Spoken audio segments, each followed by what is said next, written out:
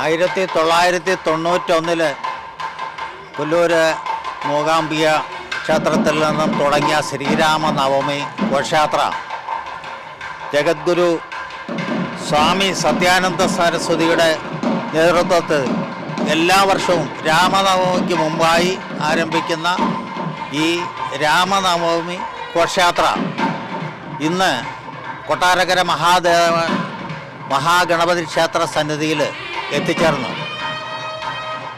പരമപൂജനീയമായ ഈ രഥഘോഷയാത്ര ഇവിടെ എത്തിച്ചേർന്നപ്പോൾ കൊട്ടാരക്കര ശ്രീ മഹാഗണപതി ക്ഷേത്രത്തിലെ ഭാരവാഹികൾ, ഉപദേശക സമിതി അംഗങ്ങളും പ്രസിഡന്റ് ശ്രീ അനിൽകുമാർ ഉൾപ്പെടെയുള്ള ആളുകൾ വളരെ ഭക്തി നിർഭരമായ അന്തരീക്ഷത്തിൽ സ്വീകരിക്കുകയും വേണ്ടുന്ന ഉപചാരങ്ങളിലൂടെ അവയെ യാത്രയാക്കുകയും ചെയ്തു.